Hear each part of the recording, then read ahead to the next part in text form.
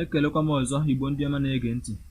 Nnọọ n'akụkọ ụwa nke uhuruchi tata bụ abalị 18 nke ọnwa nke ise ahọ 2021. Tata bụ ahịa Eke. Lee isiokwu mebere akụkọ ị ga-anụ ugbu a dịka ọ dị n'uhuruchi a. FRSC emerụbela ụbọchị ncheta okporo ụzọ. Ụbọchị ncheta nchekwa okporo ụzọ na mba ụwa.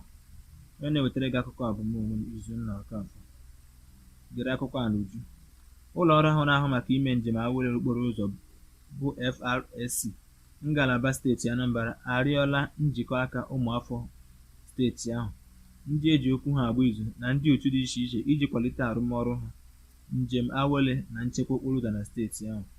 Onye isi ọhụrụ nke ụlọ ọrụ FRSC na steeti Anambra bụ CC Adeoye kpọrọ oku a na mmemme imerube izuụka nchekwa okporo ụzọ na mba ụwa nke ahụ a bụkwa nke emerubere ma bụrụkwa nke emere mmemme mgbape ya n'isi ụlọ ọrụ ahụ dị n'Awka bụ isi obodo steeti Anambra.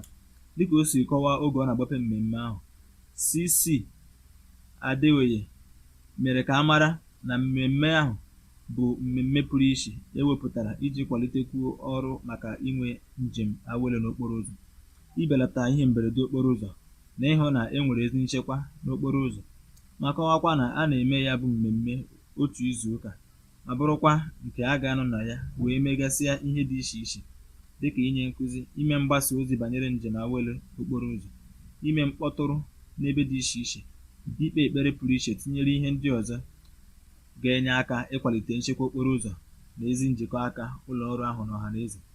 Dịka ọ na-ekwupụtanwu ezi njikere ụlọ ọrụ ya ịhụ na e nwere ezi nchekwa okporo ụzọ na steeti Anambra, ya bụ onye isi ụlọ ọrụ gara n'ihu mee ka a mara na isiokwu mmemme ahụ nke ahụ a bụ Street for Life, nke pụtara n'asụsụ Igbo okporo ụzọ maka ndụ ma atụgharịa ya, ọbụladị dịka o nyere ndị na-anya ụgbọala ndụmọdụ ka ha kwụsị ịgba oke ọsọ ma na-agbaso usoro ịnya kilomita 30 maka otu awa, n'ihi na oke ịgba ọsọ kacha eweta ihe mberede okporo ụzọ n'ebe dị iche iche.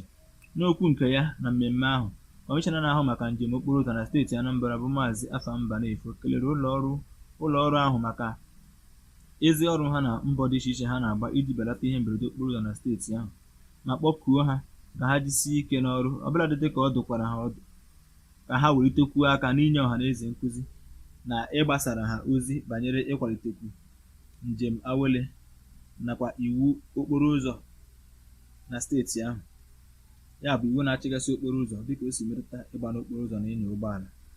O kwuru na nke ahụ so n'otu ihe ga-akacha wee nye aka n'ime ka ọha na eze mara ihe dị iche iche ha kwesịrị ime banyere iwu na-achị okporo ụzọ na ihe a na-atụ anya n'aka ha ime ma ọ bụ izere oge ọbụla ha nọ n'okporo ụzọ iji gbanahị, belata ma ọ bụ gbochie ihe mberede okporo ụzọ na ajọ ọdachi ndị ọzọ na-adapụtakarị n'okporo ụzọ.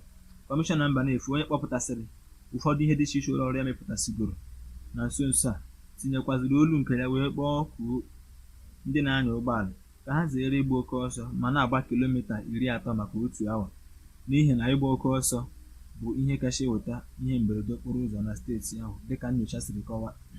Ọ dụkwara ha ọdụ ka ha na-eleru ụgbọala ha anya nke ọma oge niile tupu ha etinye ya n'okporo ụzọ, ma dọkwazie ha aka na ntị megide ibu oke ibu, nke bụkwa otu ụzọ n'ime ihe ndị kacha eweta ihe mberede okporo ụzọ.